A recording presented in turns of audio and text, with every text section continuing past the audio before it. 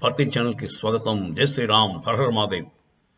Rameswaram cafe బెంగళూరులో ఉందండి. దానికి యాన్యువల్ ఇన్కమ్ అనుకుంటా, income 50 crores plus. Small cafe, చిన్న కెఫే, పెద్ద ఏరియా ఉండదు, మంచి సెంటర్లో ఉంది. డైలీ ఒక 7,500 బిల్స్ కట్ అవుతాడు. యావరేజ్ ఒక బిల్కి 1000 రూపాయలు వేసుకున్నా మీకు ఒక 70 లక్షలు పర్ డే వాళ్ళ ఇన్కమ్, నెట్ ఇన్కమ్. దాంట్లో ప్రాఫిట్ ఎంత ఉంటుందో మనకి ఒక 30% అయితే ఈజీగా ప్రాఫిట్ ఉంటుంది. సో అదండి ఈ రామేశ్వరం కెఫే తాలూకు అర్నింగ్స్. సో ఇది ఎందుకు చెప్తామంటే, ఆ రామేశ్వరం కెఫేలో ఈ మధ్యకాలం ఒక ఎక్స్ప్లోజన్ జరిగింది. ఒక టెర్రరిస్ట్ ఎవరో అక్కడ వాళ్ళ డస్ట్బిన్లో ఇంప్రొవైజ్డ్ ఎక్స్ప్లోజివ్ డివైస్ పడేశాడు, ఐఈడి. ఆ ఇంప్రొవైజ్డ్ ఎక్స్ప్లోజివ్ డివైస్ని ఒక మాస్క్డ్ కుర్రాడు ఒక బ్యాగ్లో తీసుకొచ్చి 11 ఆ టైంలో, మధ్యాహ్నం 11ంటికి అతను వేసేసి ఎక్స్ప్లోజన్ ఏమో కరెక్ట్గా 12 ఆ టైంలో అయ్యేలాగా దాన్ని టైం చేసి ఇడిపాడు. అదే పీక్ అవర్స్ కదండి, ఆ టైంలో భోజనానికి వస్తారు అందరూ. ఆ పీక్ అవర్స్లో ఎక్స్ప్లోజన్ జరిగింది. దానివల్ల చాలామంది గాయపడ్డారు, కానీ ఇప్పటిదాకా ఎవరు ప్రాణహాని జరిగినట్టు లేదు. కాకపోతే ఇది ఎవరు చేశారు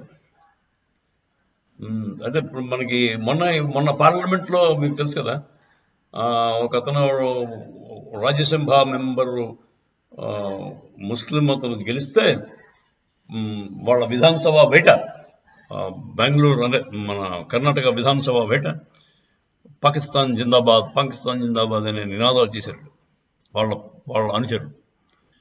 సో ఇదండి ప్రస్తుత పరిస్థితి. కాంగ్రెస్ వాళ్ళు చేసే పనులు అంటే ఇస్లామిక్ అపీస్మెంట్ కోసం వాళ్ళు చేసే పిచ్చి పనుల వల్ల వాళ్ళకి ధైర్యం ఎక్కువపోతుంది. ఈ టెర్రరిస్ట్ భావజాలం కలిగిన వాడు మన సరదాగా మనం ఏం చేసినా మనం ఎవడో ఏం పట్టించుకోవడం చెప్పేసి వాళ్ళ ఇంప్రొవైజ్డ్ ఎక్స్ప్లోజివ్ డివైస్ పెట్టేసి వెళ్ళిపోయాడు. వాడు దొరికినా వాడి మీద శిక్ష పడడం అవకాశం తక్కువ అని వాడు ఉద్దేశం. నేను కూడా అదే అనుకుంటాను. కాంగ్రెస్ వాళ్ళు అయితే వాడు చూసినట్టే వదిలేస్తారు. పాపం చిన్నపిల్లాడు ఇంకా నేర్చుకుంటున్నాడు కదా, ఈ ఫుల్ ఫ్లెడ్జ్గా తయారవలేదు వాడు టెర్రరిస్ట్ కింద, ఇంకా నేర్చుకుంటున్నాడు, వాడు చాలా ఫ్యూచర్ ఉందని చెప్పేసి వాడు వదిలేస్తారు నాకు తెలిసి. సిద్ధరామయ్య గవర్నమెంట్ ఎందుకంటే వాడు టెర్రరిజంకి కాంగ్రెస్కి చాలా సన్నిహిత అయినాభావ సంబంధం ఉందండి. కాంగ్రెస్ గవర్నమెంట్ వచ్చిందంటే every month you can expect major explosion in any major city. అయ్యాయి కూడా. మీకు Bombay attack was planned attack by the Home Ministry of India.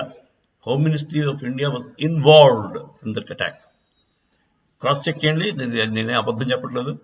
Chidambaram was aware.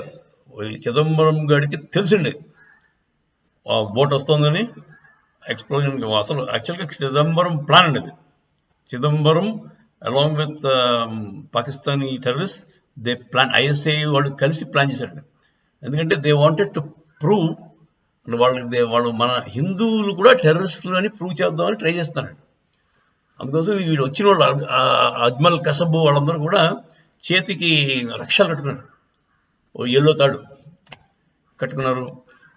తర్వాత ఏమో వాళ్ళ ఆధార్ కార్డ్స్ అన్నీ కూడా హిందూ పేర్లు ఉంటాయి, హిందూ పేర్లు ఇండియన్ ఆరిజిన్ ఉంటుంది. వాళ్ళ ఫేక్ ఐడెంటిటీ కార్డులు అన్నీ కూడా పెట్టారు జేబులో.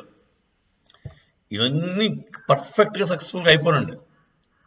కాకపోతే మన పోలీస్ అతను ఒకడు కానిస్టేబుల్ పాపం గన్తో పేలుస్తున్న అజ్మల్ కసబ్ని పడేనాడు.